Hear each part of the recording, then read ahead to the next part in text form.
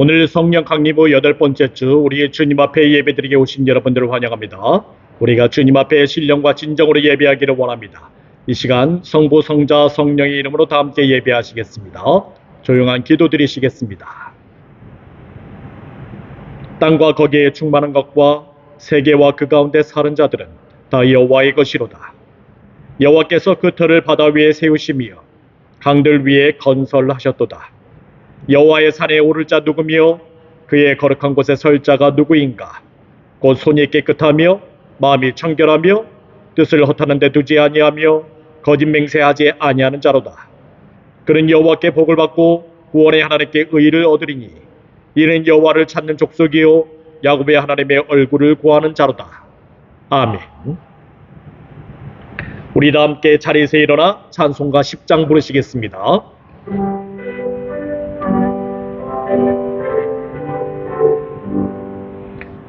주님 왕오셔서 주의 이름 찬송케 하소서. 영광과 권능에 선보여셔서 우리를 다스려 주옵소서. 강생한 성자여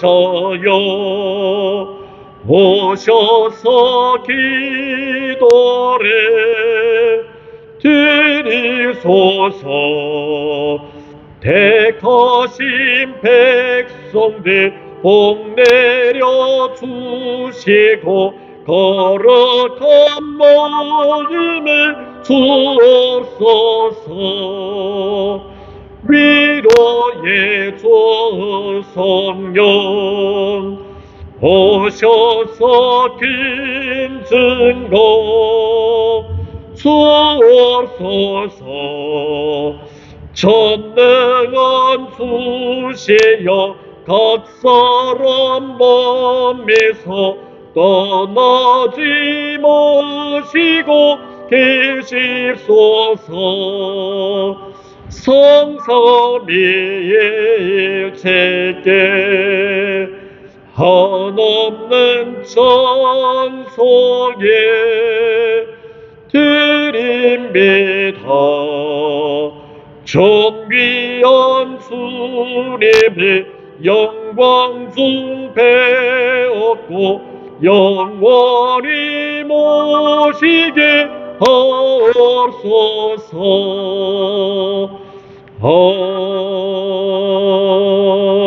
아멘. 우리 다 함께 사도신경하심으로써 우리의 신앙을 고백하겠습니다.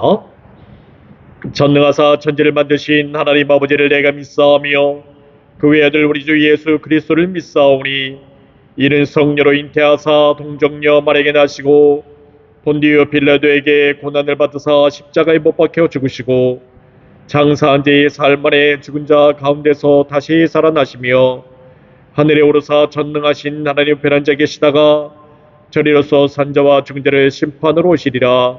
성령을 믿사오며 거룩한 공예와 성도가 서로 교통하는 것과 죄를 사하여 주시는 것과 몸이 다시 사는 것과 영원히 사는 것을 믿사옵나이다.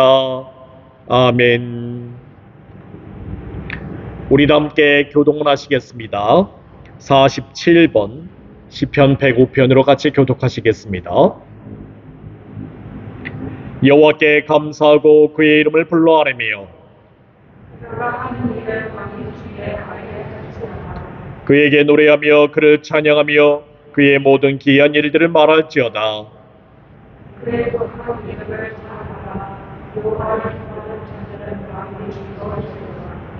여호와와 그의 능력을 구할지어다. 그의 얼굴을 항상 구할지어다.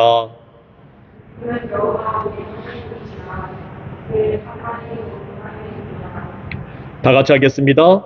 그는 그의 언약 곧 천대에 걸쳐 명령하신 말씀을 영원히 기억하셨도다. 아멘. 우리 다 함께 찬송가 1장으로 송영하시겠습니다.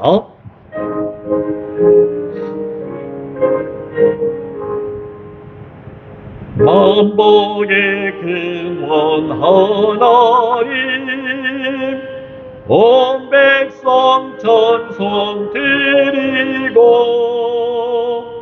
저 천사여 찬송하세. 찬송 성부 성자 성령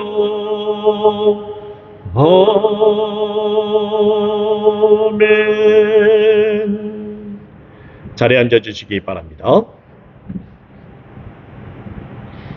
우리 다 함께 주님께서 가르쳐주신 기도 드리시겠습니다. 하늘에 계신 우리 아버지여, 이름이 거룩히 여김을 받으시오며 나라의 임하옵시며 뜻이 하늘에서 이루어진 것 같이 땅에서도 이루어지이다. 오늘날 우리에게 일용할 양식을 주옵시고 우리가 우리에게 죄진 자를 사하여 준 것 같이 우리 죄를 사하여 주옵시고 우리를 시험에 들게 하지 마옵시고 다만 악에서 구하옵소서. 대개 나라와 권세와 영광이 아버지께 영원히 있사옵나이다. 아멘. 성경 말씀 봉독하겠습니다. 누가복음 2장 41절에서 45절까지의 말씀입니다. 누가복음 2장 41절에서 45절까지의 말씀 제가 받도록 봉독하겠습니다. 그의 부모가 해마다 6월절이 되면 예루살렘으로 가더니 예수께서 12살 되었을 때 그들이 이 절기의 관례를 따라 올라갔다가 그 날들을 마치고 돌아갈 때 아이 예수는 예루살렘에 머무셨더라. 그 부모는 이를 알지 못하고 동행 중에 있는 줄로 생각하고 하루 길을 간 후 친족과 아는 자 중에서 찾되 만나지 못하매 찾으면서 예루살렘에 돌아갔더니. 아멘. 오늘 말씀은 지혜가 충만하여 균형 있는 축복이 되기를 이라는 제목을 가지고 두 번째 말씀을 증거하도록 하겠습니다. 요셉과 마리아는 자신들에게 주어진 모든 율례를 온전히 마치고 이제 본 동네인 나사렛으로 돌아가게 됩니다.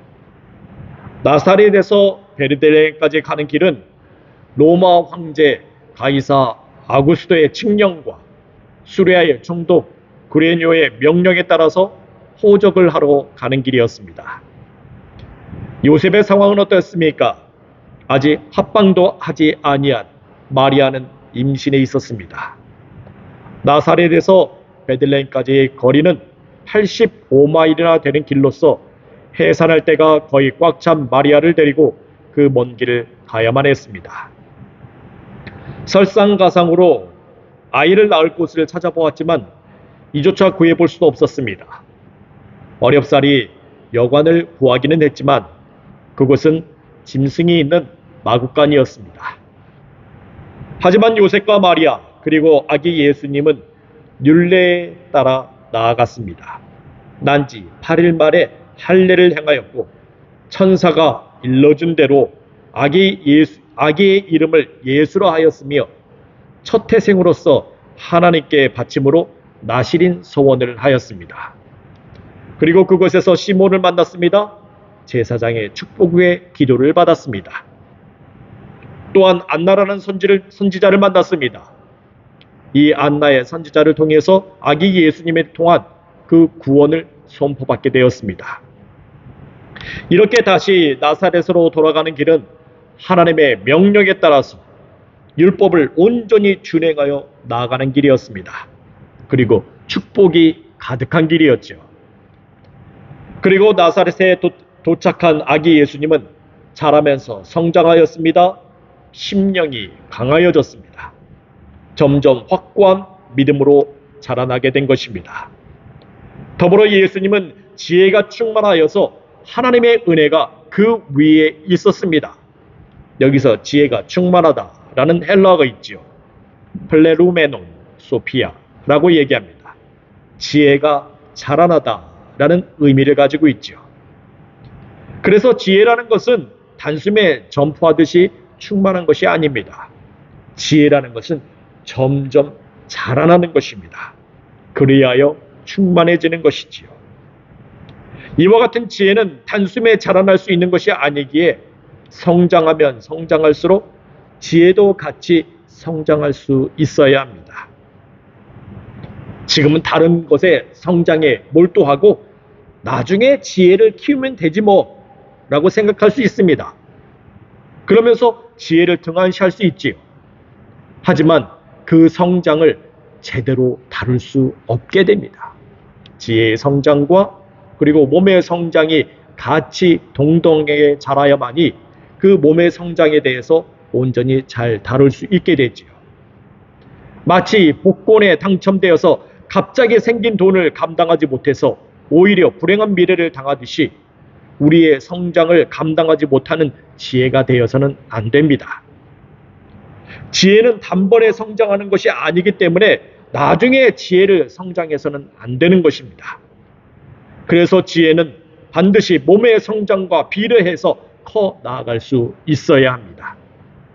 물질의 축복, 성장의 축복, 삶의 축복, 집안의 축복, 공부의 축복, 직장의 축복과 같은 그 모든 축복이 있다 하더라도 정작 중요한 지혜가 자라서 충만해지지 아니하면 그 축복은 오히려 저주가 될 수 있습니다. 진정한 축복이라는 것은 모든 축복과 더불어서 지혜도 같이 자라나는 것입니다. 자, 그러한 가운데 이제 어느 정도 몸과 지혜의 성장을 이루게 되었을 때 예수님은 다시 예루살렘으로 올라가게 됩니다. 41절 말씀 보도록 하겠습니다. 그의 부모가 해마다 유월절이 되면 예루살렘으로 가더니, 일단 요셉과 마리아는 예수님을 낳은 후에도 해마다 예루살렘에 올라가게 되었습니다. 예루살렘에 올라갔습니까? 유월절 행사를 위함이었지요. 원래 예루살렘에 올라가는 일은 3대 절기마다 행하는 일이었습니다. 유대인들에게는 3대 절기가 있습니다. 유월절, 칠칠절, 초막절로서 이 유월절 같은 경우에서는 이스라엘 백성들이 애굽에서 종살이 하다가 하나님께서 10가지 재앙을 내리심으로써 이 애굽에서 탈출하게 되는 일을 기념하는 날입니다. 그 가운데서 하나님께 10번째 재앙은 애굽의 모든 장자는 죽임을 당했지만 이스라엘 백성들은 어린 양을 잡아서 그 피를 좌우 문설주와 임방에 바름으로 죽음의 사자가 넘어가는 것입니다. 이를 히브리어로 파사흐라고 얘기를 합니다. 또한 이 어린 양을 잡았으니 이제 이 고기를 불에 구워서 무교병과 쓴남을 함께 먹습니다. 그리고 먹다 남은 것은 반드시 불로 태워야만 합니다. 이것이 바로 유월절입니다. 이 유월절은 3월에서 4월 사이에 진행이 됩니다. 그 다음에 칠칠절이 있지요. 이 칠칠절은 유월절로부터 7번째 주가 지난 다음에 지켜지는 절기입니다. 그래서 칠칠절은 안식일이 7번 지나간다는 의미를 담고 있습니다. 이렇게 7번의 안식이 지나간 후에 보리를 처음으로 수확하는 기간이 되지요. 그래서 이 보리를 수확한다라는 절기가 있지요. 맥추절이라고 얘기합니다. 그래서 칠칠절은 맥추절과 같이 이루어지는 그러한 절기입니다. 이 칠칠절을 신약에서는 오순절이라고 또한 얘기를 합니다. 이때가 바로 또한 오순절 성령이 임하는 때와 맞물려 있습니다. 칠칠절을 히브리어로 샤보트라고 얘기를 하는데 이스라엘 남자들이 소제와 번제, 속제제, 화목제를 드림으로써 성회로 모이는 날입니다. 그 다음 마지막으로 3대 절기 중에 초막절이 있습니다. 이 초막절은 가을에 지키는 절기이지요. 추수한 곡식을 가지고 하나님께 감사로 지키는 절기입니다. 우리가 추수감사절 하잖아요. 땡스기빙. 바로 이것이 초막절입니다. 이 절기는 하나님께서 이스라엘 백성을 애굽에서 인도하신 후 광야에서 초막에 거주하도록 하셨다는 것입니다. 예, 여러분들 광야에 사니까 집을 반듯하게 짓고 살아갈 수가 있겠습니까? 그래서 텐트 같은 것을 지었어요. 이것을 바로 초막이라고 얘기를 하지요. 물론 이제 이렇게 초막을 지은 다음에 농작물을 기르기도 했습니다. 그 다음에 가을이 되면은 추수를 하지요. 이것에 대해서 추수한 곡식을 가지고 하나님께 감사하는 절기입니다. 그래서 광야 생활이 끝난 다음에도 이스라엘 백성들은 이 초막절을 또한 지켜나갑니다. 어떻게 하느냐? 집 한켠에 옆에다가 초막을 하나 지어요. 그래서 이 초막절이 되면은 7일 동안 이 초막에서 지냅니다. 광야 생활에서 하나님께서 인도하여 주셨음을 기억하는 것입니다. 물론 사람들은 초막절에 예루살렘에 올라가서 초막절을 지키기도 합니다. 어떻게 지킵니까? 감람나무와 종려나무 가지를 꺾어서 초막을 지어놓습니다. 그리고 그곳에서 7일 동안 지내지요. 예루살렘 성전 옆에다가 그렇게 초막을 지어놓고 사람들이 지내요. 이렇게 이스라엘 백성들은 1년에 3차례에 걸쳐서 예루살렘에 올라가게 되었습니다. 그러나 여러분들, 이 먼 거리를 가족 모두가 움직인다? 참으로 어려운 일일 것입니다. 여러분들, 가족 모두가 매년 3번씩 여행을 간다고 생각을 해보세요. 그게 좀처럼 쉬운 일입니까? 그렇지 않지요. 많은 재정이 소비될 것입니다. 그리고 자기네들 다 일도 있는데 매년 3번씩 여행을 간다. 이건 참 어려운 일이죠. 이스라엘 백성들도 똑같았어요. 1년에 3차례 예루살렘에 올라간다는 것 참으로 어려운 일이죠. 그래서 율법에 따르면 남자들은 반드시 예루살렘에 올라가야 된다라는 말이 있지만 가족 모두가 동행해야 된다라는 말은 없어요. 하지만 여기서 우리가 본문의 말씀을 보게 되면 예루살렘에 올라가는 그 길에 요셉 혼자서만 가지 않았음을 우리는 알 수 있습니다. 그 길은 마리아도 동행하는 길이었습니다. 물론 마리아는 모든 절기마다 요셉과 예루살렘에 올라간 것은 아니었습니다. 적어도 6월절만큼은 항상 요셉과 동행해서 예루살렘으로 올라갔던 것이지요. 물론 거기에는 마리아만 가는 길이 아니었습니다. 여러분들, 우리도 어디 갈 때 만약에 갓난아이가 있어요. 이웃집에 맡겨놓지 않습니까? 그런데 이 요셉과 마리아는 예루살렘으로 올라갈 때 이웃집에 예수님을 맡겨놓지 않았습니다. 아기 예수님을 거기다 맡겨놓지 않고 같이 데리고 갔어요. 예수님이 아직 어렸기 때문에 예루살렘에 그렇게 가는 길, 그 길이 한 달이라는 시간이 소요되고 있습니다. 그래서 예수님을 그냥 데리고 가는 것이에요. 이렇게 해마다 6월절이 되면 가족 모두가 예루살렘으로 가는 길, 반복적인 습관이 되었습니다. 그리고 이러한 반복적인 습관이 몸의 성장과 더불어 지혜의 성장으로 이루어지고 있지요. 즉 지혜의 충만으로 이루어지고 있는 것입니다. 42절 말씀 보도록 하겠습니다. 예수께서 12살 되었을 때에 그들이 이 절기의 관례를 따라 올라갔다가, 자 여러분들, 우리는 이 말씀에서 처음 서두에서 드렸던 말씀을 다시 생각하지 않을 수 없습니다. 일단 마리아와 요셉은 예루살렘에서 다시 나사렛으로 돌아올 때에 그들은 하나님의 명령에 따라서 율법을 온전히 준행하고 돌아오는 길이었습니다. 그리고 축복이 가득한 길이었지요.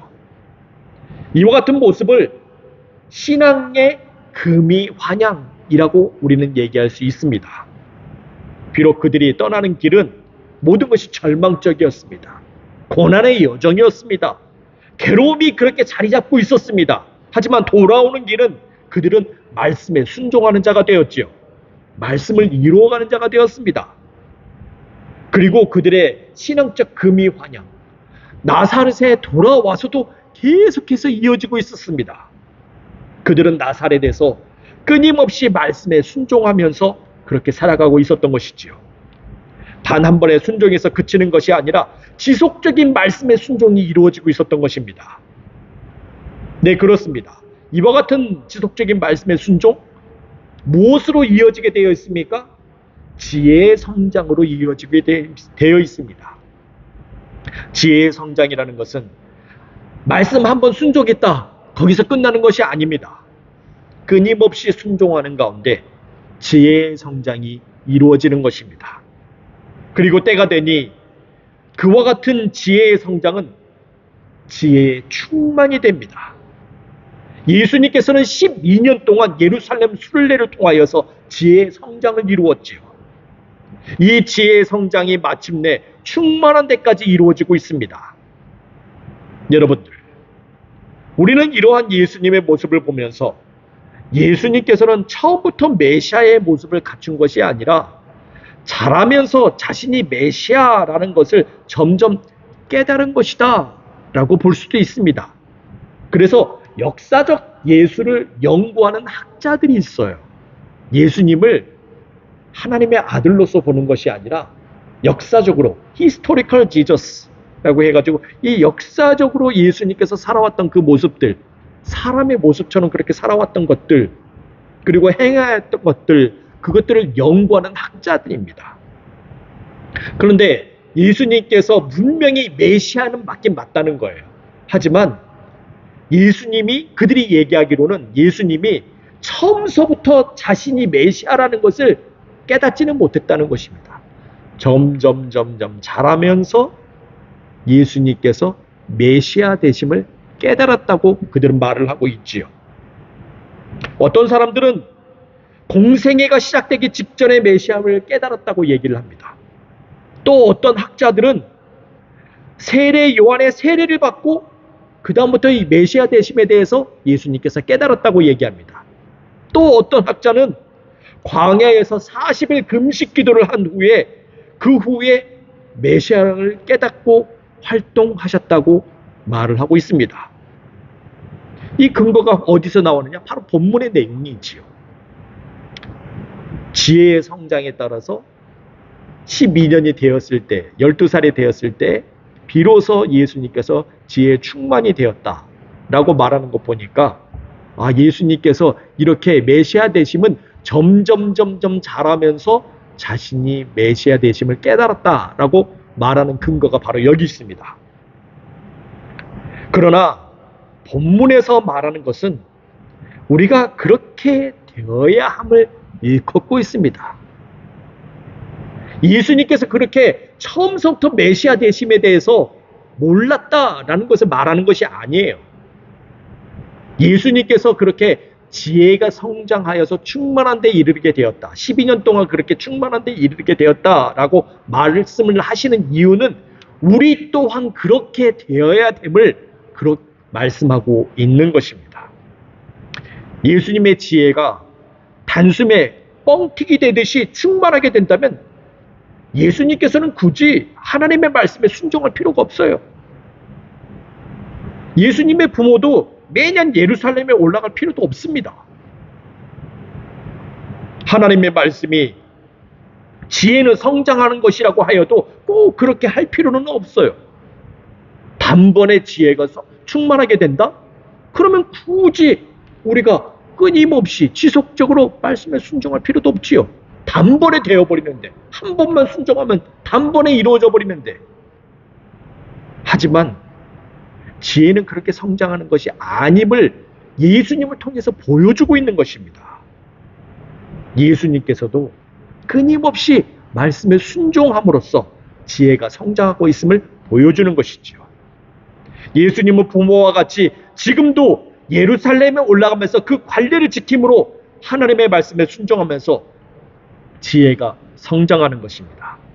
여러분들, 하나님의 말씀에 순종하는 것, 여러분들 그것이 바로 하나님을 경외하는 것입니다. 하나님을 경외하는 것이 지혜의 근본이라고 하였습니다. 하나님의 말씀에 순종하는 것이 바로 하나님을 경외하는 것이지요. 여러분들 자식들이 부모를 경외하지 않아. 경외하다라는 말은요, 쉽게 풀이해보면 두려워하다라는 뜻을 가지고 있습니다. 그래서 지혜의 근본은 하나님을 두려워하는 것, 그렇게 얘기도 하지요. 그런데 자녀가 부모를 두려워하지 않아요. 그 자녀가 부모의 말을 듣겠습니까? 만만하게 봐요. 여러분들 그 TV 프로그램 보게 되면은 금쪽 같은 내 새끼라는 그런 프로그램이 있나요? 거기서 보게 되면은 아이들이 말을 안 듣지요. 왜? 대부분 어디서 그렇게 나오는 것입니까? 자녀가 부모를 두려워하지 않아요. 무서워하지 않아요. 그러니까 말을 안 듣는 거예요. 마찬가지입니다. 하나님을 경외하는 것, 하나님을 두려워하는 것, 그것이 바로 하나님 말씀을 순종하는 것과 연결되어 있습니다. 하나님을 두려워하지 않는데 무슨 말씀에 순종해? 그렇잖아요. 우리가 분명히 알아야 될 것은 정말 하나님을 두려워해야지 말씀에 순종할 수 있게 되는 것입니다. 그래서 그러한 모습을 보여주는 것이 바로 올라갔다라는 헬라어에 있어요. 아나바이 논톤이라고 얘기를 하죠. 이 말은 무엇이냐면은 계속해서 반복하여 올라가고 있고 현재 시제로 되어 있어서 지금도 올라가고 있다라고 말씀하고 있는 것입니다. 네, 그렇습니다. 예수님은 그 관례를 지금도 반복하심으로써 하나님의 말씀에 순종하고 하나님을 경외하며 그 지혜가 성장하고 있는 것입니다. 그리고 마침내 그 지혜 충만에 이르게 되었고 그 근거로서 예루살렘에 머물면서 그 충만함을 보여주고 계십니다.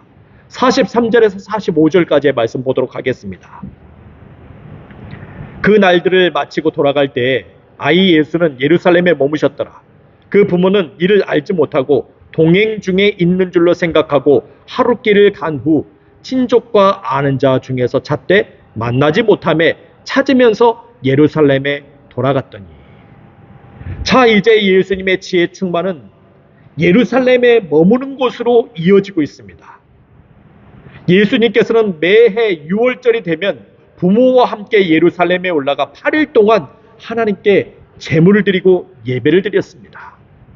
단순히 6월절뿐만 아니라 무교절도 함께 있기에 8일이 소요되는 것입니다. 물론 이 모든 절기 동안 예루살렘에 머물러야 하는 것은 아닙니다.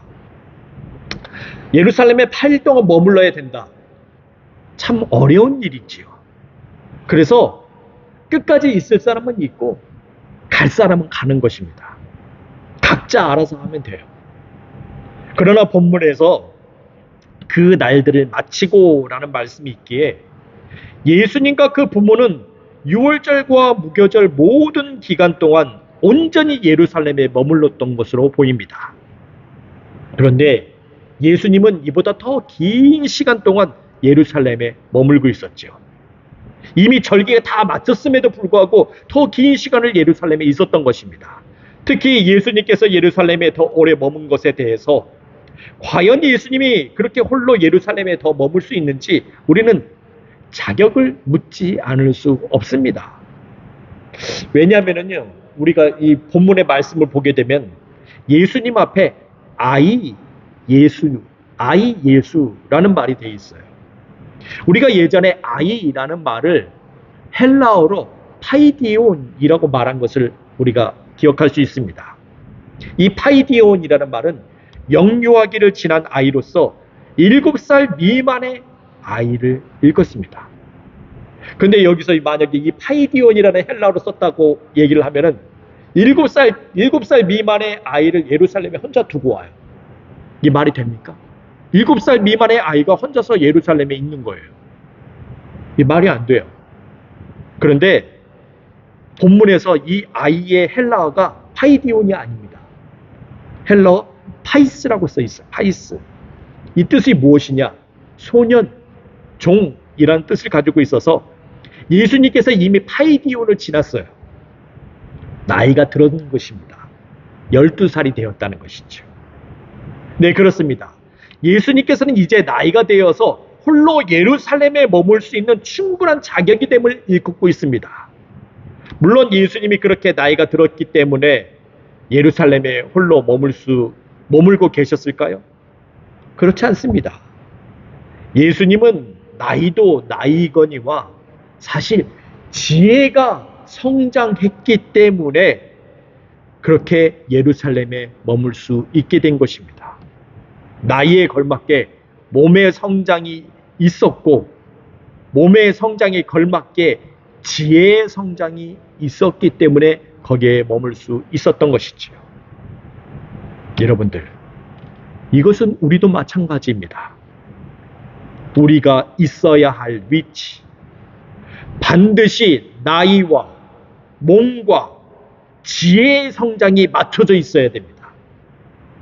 단순히 내가 나이를 먹어서 몸이 이렇게 성장해서 그 위치에 있는 것은 안 됩니다. 거기에 반드시 지혜의 성장이 있어야 합니다. 또한 지혜가 그렇게 성장했다고 해서 내가 거기에 있는 것도 아닙니다. 거기에는 반드시 나이와 몸의 성장도 있어야 하는 것이지요. 밸런스가 잘 맞을 때 나의 위치가 정해지는 것입니다. 우리도 내가 가야 할 곳과 가지 말아야 할 곳이 그와 같은 이치, 몸의 성장, 나이의 성장, 그리고 지혜의 성장이 삼박자가 어우러지게 될 때 나의 위치가 정해지는 것입니다. 내가 처한 위치에서 이동해야 될지, 그곳에 머물러야 될지도 바로 그러한 위치에 따라야 되는 것이지요. 내 자신의 기분에 따라서. 내지는 내가 있는 곳을 벗어나고 싶어서 사람들이 오라고 손짓하니까 내 위치를 벗어나게 된다면 그것은 오히려 실패와 손실, 그리고 낭패를 당하게 됩니다. 우리는 반드시 나이와 몸과 지혜의 성장이라는 삼박자를 겸비함으로 나의 위치를 정해야 하는 것입니다. 예수님께서도 이와 같은 삼박자를 갖추신 후에 이제 예루살렘에 홀로 머물고 계셨던 것입니다. 그런데 이러한 사실을 요셉과 마리아는 알지 못합니다. 그들은 매해 6월절마다 예루살렘에 다녀왔기 때문에 절기의 모든 일정을 끝내고 예수님께서 나사렛으로 가는 여정에 같이 동행하고 있었다라고 여겼던 것이지요. 그들은 소년 예수님께서 소위 나사렛 순례 여행단, 거기에 함께 있는 것으로 여겼던 것입니다. 사실 예루살렘으로 순례를 떠나는 길에는 많은 사람들이 동행하고 있었습니다. 우리 지방 목사님들이 1년 내지는 2년 만에 한 번씩 해외로 여행을 떠납니다. 그 여행을 떠날 때마다 여행단을 조직을 해요. 비행기 값, 거기서 그 여행단에서 비행기 값을 비롯해서 각종 경비를 모금합니다. 그리고 여행 일정이 차질 없이 진행할 수 있도록 준비를 합니다. 그러면서 그들이 먼 길을 떠나면서 반드시 체크하는 것이 있습니다. 그것이 무엇입니까? 인원 체크입니다. 비행기 타기 전에 인원을 체크해요. 비행기에서 내리면서 또 사람 수를 체크합니다. 버스에 올라타면서 인원 체크합니다. 버스에서 내리면서 인원 체크합니다. 어디 그뿐이겠습니까? 밥 먹을 때 인원 체크합니다. 숙소에 들어가면서 인원 체크합니다. 숙소에서 나오면서 또한 인원 체크를 합니다. 계속 인원 체크만 해요. 여러분들, 인원 체크라는 것이 그렇게 중요한 것입니다. 한 명이라도 사라지거나 인원 체크에 대해서 문제가 생기면 그때부터는 여행이 되지 않아요. 지연되기 시작하면 딜레이 돼요. 아무도 움직이지 못합니다. 그런데 지금 이게 나사렛 순례 여행단, 인원 체크를 하지 않습니다. 예수님께서 이 여행단에 합류하지도 않았음에도 불구하고 이미 이 여행단은 출발해 버렸습니다. 심지어 요셉과 마리아조차도 이를 확인하지 않고 그냥 나사렛으로 출발해 버립니다. 그도 그럴 것이 이 여행단은 워낙 큰 무리로 구성되어 있기 때문에 마치 전쟁통의 피난민 행렬과도 같았던 것입니다. 그래서 요셉과 마리아는 예수님께서 그 여행단에 합류했는지 도무지 알 수 없었던 것이지요. 그리고 해마다 가는 예루살렘 여행이기 때문에 그렇게 신경 쓸 필요도 없었습니다. 하지만 예수님이 사라졌다는 사실을 하루 뒤에나 알게 됩니다. 그래서 요셉과 마리아는 예수님을 찾아 헤매기 시작합니다. 우선 친족들과 지인들 사이에서 예수님을 찾아보기 시작합니다. 그러나 그곳에서도 예수님 찾을 수 없었습니다. 그리고 그들은 여행단 사이에서 예수님을 찾아보기 시작했습니다. 여행단의 앞부분부터 시작하여서 제일 마지막 부분까지 샅샅이 훑어보는 것입니다. 그러나 거기에서도 예수님을 발견할 수 없었습니다. 아무리 찾아다녀도 예수님이 없었던 것이죠. 여러분들, 이것이 바로 요셉과 마리아가 가지고 있는 지혜의 한계입니다. 마리아와 요셉은 그들의 생각의 범위가 오로지 여행단에만 국한되어 있습니다. 매해 예루살렘까지 아이 예수님을 자신들의 품에 데리고 다니다가 그들의 생각에 이제는 아이 예수님이 다른 친척이나 지인들과 함께 어울려 다니는 것을 보고 그들과 함께 오도록 놔뒀지요. 그렇게 따로 오는 것만 해도 예수님이 이제 나이도 먹고 몸도 성장했으니 그렇게 올 수 있거니 라고 생각을 했습니다. 하지만 그들이 놓친 것이 있지요. 지혜의 성장을 놓쳤습니다. 그들이 그때부터 놓친 것, 이것은 요셉과 마리아의 지혜의 성장도 멈췄음을 의미합니다. 우리가 분명히 알아야 될 것은 우리도 본인들의 손을 떠나서 자녀들을 어딘가 보낼 수 있게 되었다면 우리는 거기에서 반드시 자녀들의 지혜의 성장을 살펴볼 수 있어야 합니다. 우리는 우리 자녀들이 어느 정도 키우고 나름 자녀의 실력에 따라서 사실은 대학에 보내기도 합니다. 그렇게 자녀들을 보내고 자녀가 그 대학에서 잘 지낼 수 있을 것이라고 믿습니다. 그러나 때로는 그 자녀가 그 대학에서 실력이 되지 않음에도 불구하고 억지로 대학을 집어넣는 경우도 보게 되지요. 실력에 비해서 말도 안 되게 좋은 곳을 입학하게 되었다고 하면서 이것이 하나님의 은혜라고 말을 합니다. 하지만 우리는 많은 부분에 있어서 자녀들이 실패하는 모습을 보게 됩니다. 자녀가 대학에 적응도 못하고 공부도 따라가지 못하는 것입니다. 그로 인해서 자녀가 그렇게 실패한 부분에 대해서 도무지 회복할 기미가 보이지 않습니다.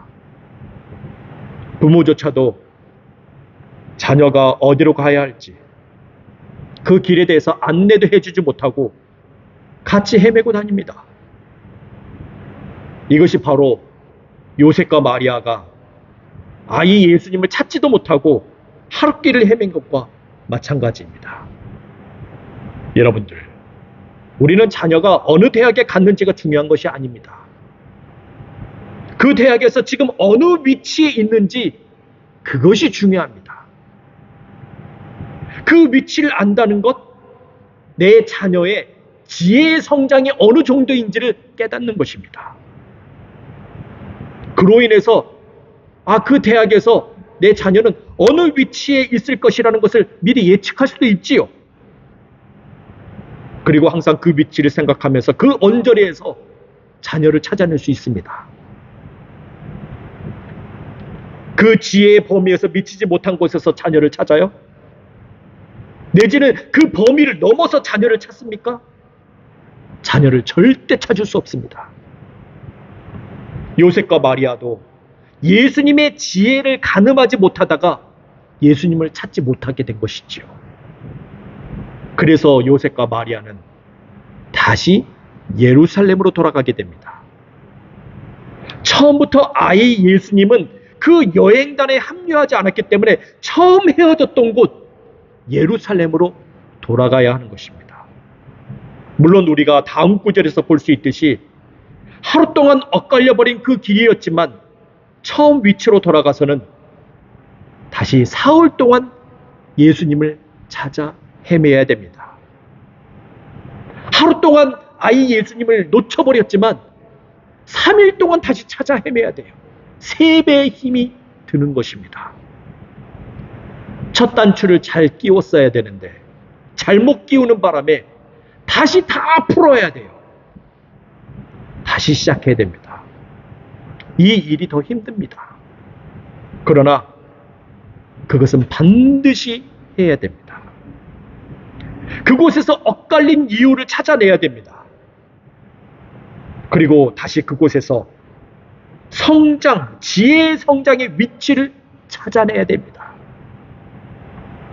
그렇게 멈춰버린 곳에서 하나님을 경외하고 하나님의 말씀에 순종함으로 다시 지혜의 성장을 이루어야 하는 것입니다. 그리할 때 자녀의 성장뿐만 아니라 부모의 지혜의 성장도 발생하게 됩니다. 다시 한번 말씀해 드리지만 지혜의 성장은 지속적으로 하나님의 말씀에 순종하는 것입니다. 예수님께서는 단번에 지혜의 성장을 이루지 아니하였습니다. 지속적인 말씀의 순종을 통해서 지혜의 성장을 이루었습니다. 자, 이제 예수님을 따르는 우리도 예수님께서도 그렇게 하셨으니 우리도 똑같이 그렇게 지혜의 성장을 이루어야 하겠습니다. 그리하여서 균형 있는 축복이 우리 가운데 임하시길 주의 이름으로 축원드립니다. 기도하겠습니다. 주님, 우리가 나이와 몸의 성장 그리고 지혜의 성장이 그 삼박자가 잘 어우러져서 정말 나의 위치를 깨닫게 하여 주시고 자녀의 위치를 깨닫게 하여 주셔서 하나님 균형 있는 축복이 있게 하여 주시옵소서. 지혜가 앞서지 않고 또한 내지는 나이나 몸의 성장이 앞서는 것이 아니라 이 모든 것이 잘 거쳐져서 정말 올바로 우리 주님을 따라 나아가는 그러한 귀한 성장이 있게 하여 주시옵소서. 예수 그리스도의 이름으로 기도합니다. 아멘. 우리 다 함께 찬송가 383장 1절 부르면서 주님께 봉헌하시겠습니다.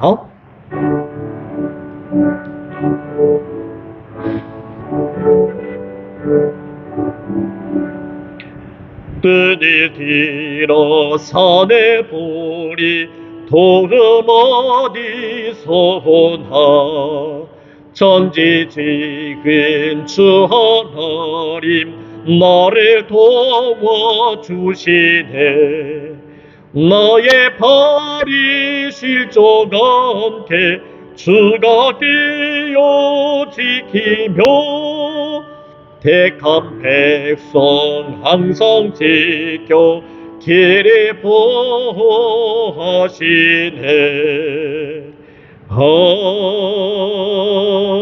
아멘. 우리 함께 바쳐진 헌물을 위해 기도하겠습니다. 감사하시고 고마우신 하나님 아버지, 오늘 거룩한 주일 우리 주님 앞에 나와 우리가 예배를 드리게 하심을 감사합니다. 오늘 주신 은혜에 따라 11조와 감사와 주일 여부를 바쳤습니다. 우리가 이 물질을 바칠 수 있도록 믿음과 힘을 주심에 감사합니다. 이 물질을 주님 앞에서 기뻐하며 감사하며 드렸사오니 우리 주님 받아 주시옵소서. 그리고 이 거룩하고 복된 주일에 우리의 모든 일을 풍성하게 하시며 평강이 넘치게 하여 주시옵소서. 주님, 우리가 말씀에 대하여 지속적인 순종이 있기를 원합니다. 끊임없는 순종 가운데서 지혜의 성장이 있기를 원합니다. 우리 예수님께서도 하나님의 말씀에 순종하고 하나님을 경외함으로써 지혜의 성장을 이루셨고, 그로 인해 어디에 있을지 무엇을 해야 할지 잘 구분하심으로써 축복의 균형을 이루셨사오니 우리 또한 예수님을 따르는 제자들로서 예수님처럼 지혜의 성장을 이루어 우리가 머물러야 할 곳과 나아가야 할 곳 또한 이루어야 할 것들을 분별하게 하여 주시옵소서. 이 시간 우리 중에 병들고 아프며 마음에 상처 있는 자들을 회복시켜 주시옵소서. 얻은 근육과 병만은 예수의 이름으로 물러가게 하시며 모든 상처가 깨끗게 씻음받게 하여 주시옵소서. 비추고 소금으로 쓰임받는 귀한 삶이 있기를 원합니다. 오늘 모여진 예물들이 주의 사업을 위해 쓰여지는 곳간마다 주님의 영광 나타나게 하시고 바쳐진 손길들을 기억하셔서 그 손길과 각 가정들이 생명력 넘치게 하여 주시옵소서. 예수 그리스도 이름으로 기도합니다. 아멘. 교회의 소식 알려드리겠습니다. 오늘은 성령 강림 후 제8번째 주입니다. 사랑하는 여러분, 우리는 이 세대를 본받지 말고 오직 마음을 새롭게 함으로 변화를 받아 하나님의 선하시고 기뻐하시고 온전하신 뜻이 무엇인지 분별하시길 바랍니다. 우리의 몸을 하나님이 기뻐하시는 거룩한 산 제물로 드리는 영적 예배를 드리시길 바랍니다. 우리가 교회에 모여 예배를 드립니다. 교회에 오시지 못하는 분들은 카카오톡 라이브와 유튜브를 통해 온라인 예배하실 수 있습니다. 이메일을 통해 보내드리는 링크를 참조해 주시길 바랍니다. 우리 다 함께 자리에서 일어나 찬송가 204장 부르시겠습니다.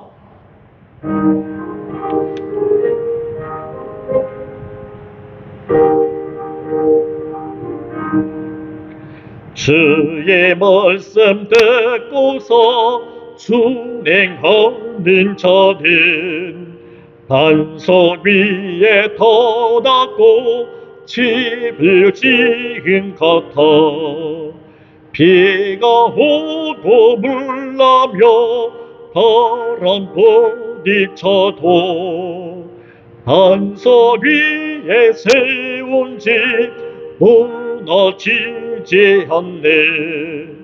잘 짓고 잘 짓세 우리 집 잘 짓세 만세 반석 위에도 우리 집 잘 짓세 주의 말씀 듣고도 행치 않는 자는 반석 듣고 집을 지임 같아 비가 오고 물나며 바람 부딪힐 때 모래 위에 세운 집 그게 무너지네. 잘 짓고 잘 짓세 우리 집 잘 짓세 만세 반석 위에도 우리 집 잘 짓세 세상 모든 사람들 집을 짓는 자리 반석 위가 아니면 모래 위에 짓네. 우리 구주 오셔서 제은상을 줄 때 세운 공도 따라서 영영상벌 주리 잘 짓고 잘 짓세 우리 집 잘 짓세 만세 반석 위에도 우리 집 잘 짓세. 우리 함께 기도하겠습니다. 지금은 길이요 진리요 생명 되시며 부활 되신 우리 구주 예수 그리스도의 은혜와 하나님 아버지의 만극하신 사랑과 성령의 감화하시고 내조하시고 충만하게 교통하심이 지속적인 말씀의 순종으로 지혜의 성장을 이루고 균형 있는 축복을 이뤄 나가기를 원하는 사랑하는 성도들 머리머리 위에 이들의 가정과 일하는 곳들과 공부하는 곳 그 모든 처소들 위에 두고 온 고국과 이비국 땅 위에 지금으로부터 영원토록 함께 하시길 간절히 축원하옵나이다. 아멘.